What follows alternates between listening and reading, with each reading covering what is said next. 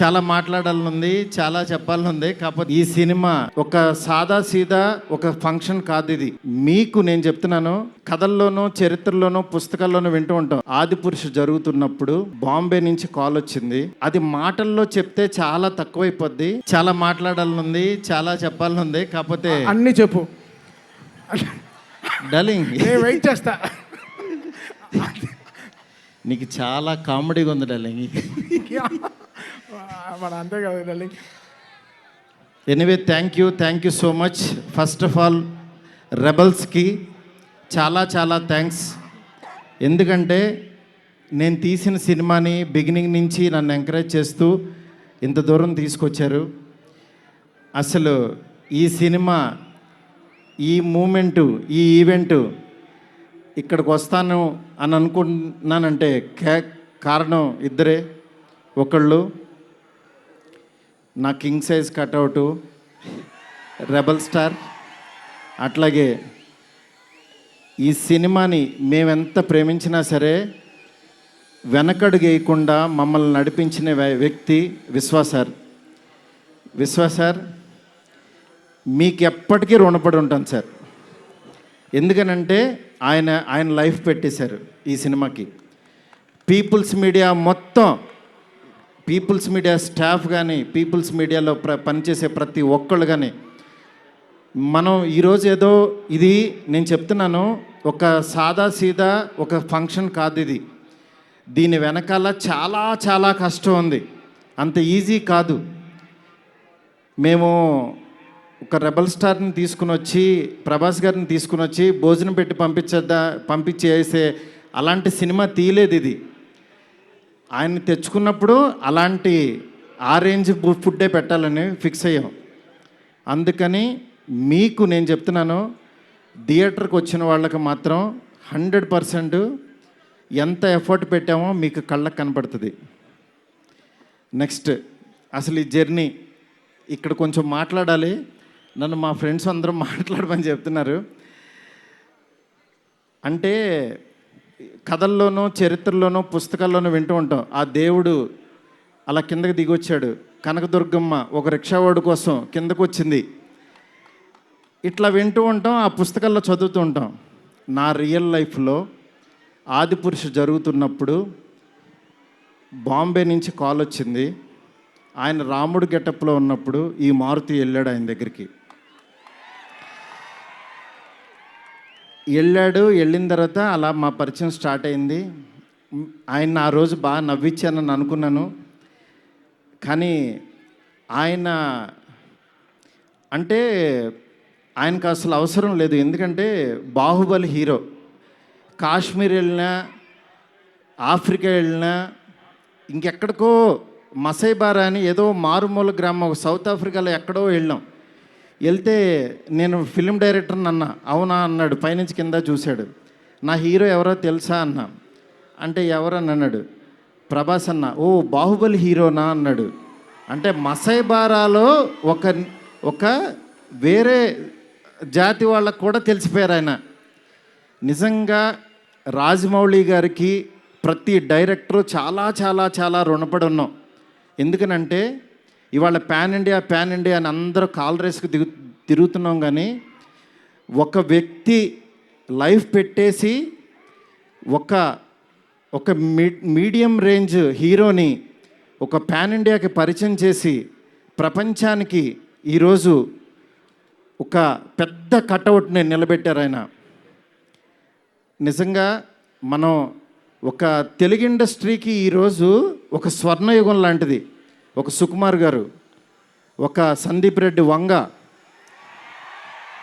ఒక ప్రభాస్ గారు, అల్లు అర్జును, ఇట్లా అసలు ఎంతమంది, ఎన్టీఆర్ గారు, ఇట్లా రామ్ చరణ్, ఇట్లా ఎంతమంది స్టార్స్ తయారవుతున్నారు. నాలాంటి ఒక మిడ్ రేంజ్ సినిమాలు ఒక 11 సినిమాలు చేశాను.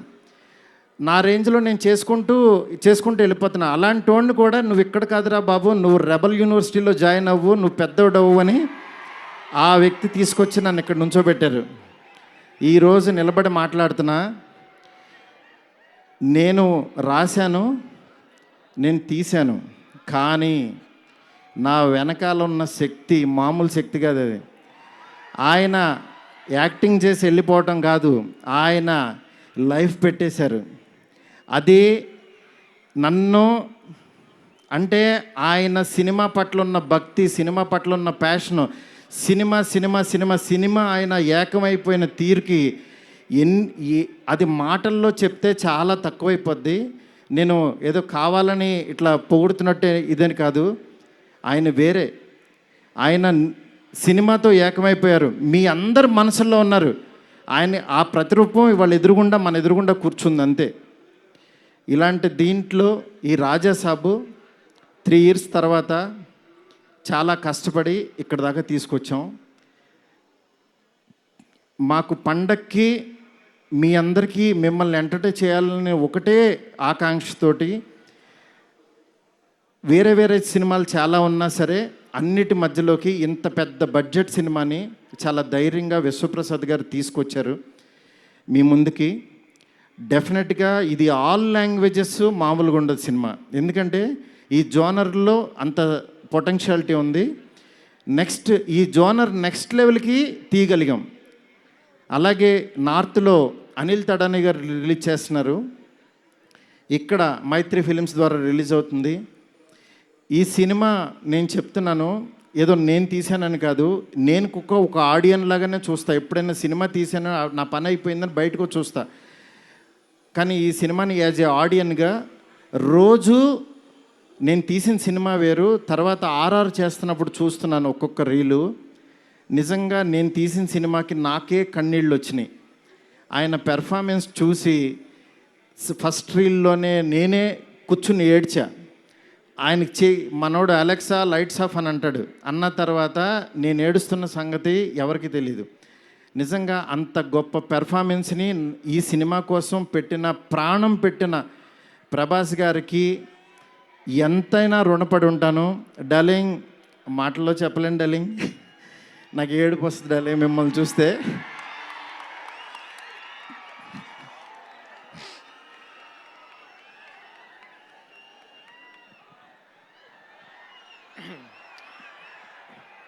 ఏ ఇష్యూనైనా టిష్యూ లాగా చూస్తావు, నువ్వు ఏడుస్తే బాధగా ఉండాలి. ఎస్కేన్, వీ నీడ్ యువర్ పవర్. ఇంకా ఇప్పడానికి ఏం లేదు, షర్ట్ ఇప్పటి యూ డిడ్ సంథింగ్ డార్లింగ్. నేను మీకు తెలీదు, ఎవరన్నా చనిపోయినా ఏడవను. ఎందుకంటే వెళ్ళి కాసేపు చూసుకుని చావు కామన్ కదా అనుకుని వచ్చేస్తూ ఉంటా జనరల్గా.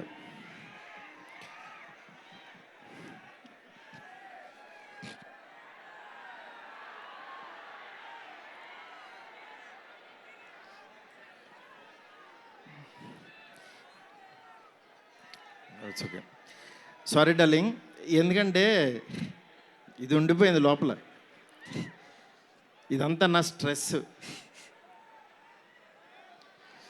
Thank you darling, love you darling. ఇంకంతకు మించి చెప్పలేను. అలాగే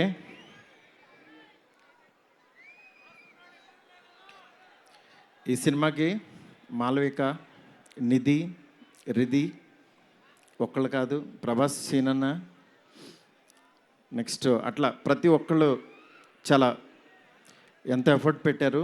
థ్యాంక్ యూ సో మచ్. మీరు ఎదురుగుండా ఉంటే నా వల్ల కాదు.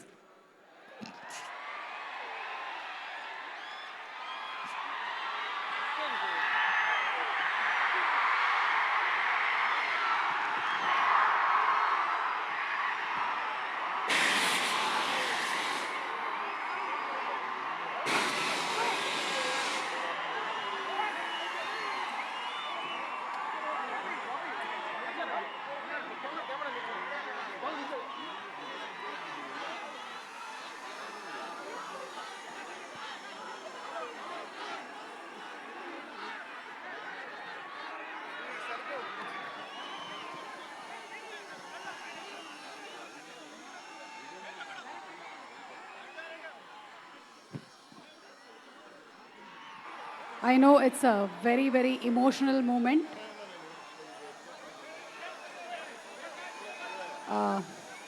Maruti Garu, almost 3 years of journey, 3 years of friendship, 3 years of love. 3 సంవత్సరాలు కష్టం బయటకు వచ్చింది.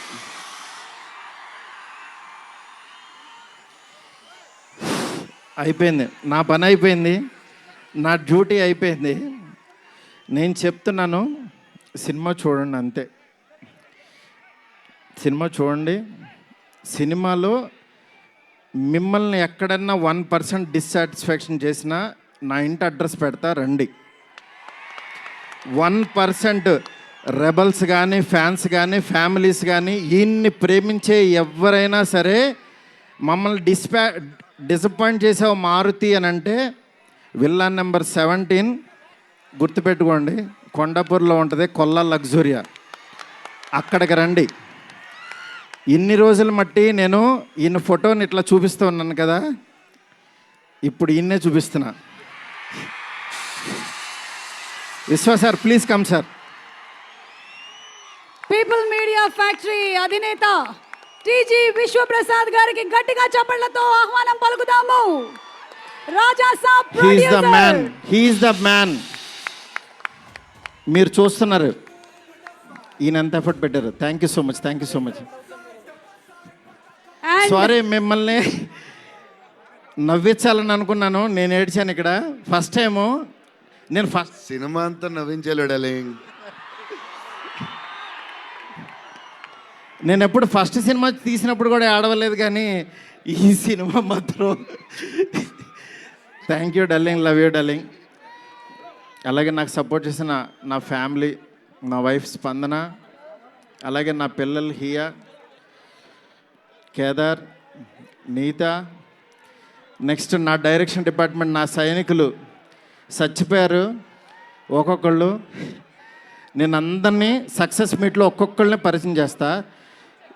ఇక్కడ పనిచేసిన డిఓపి కానీ, ఆర్ట్ కానీ, ప్రతి ఒక్కళ్ళకి పేరు పేరున చాలా థ్యాంక్స్. ఎవరన్నా మర్చిపోతే క్షమించండి, నాకు ఇప్పుడు మాటలు రావు. Thank you so much. Thank you సుమ్ గారు. Thank you so much Maruthi గారు.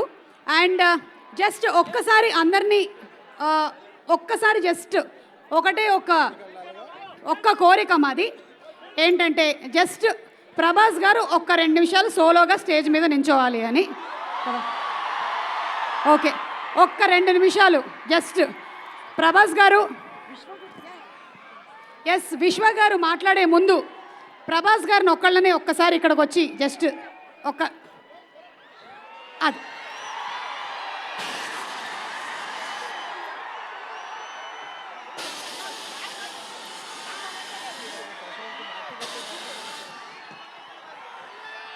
one of India's biggest superstars, our darling rebel star Prabhas garu. And ఇప్పుడు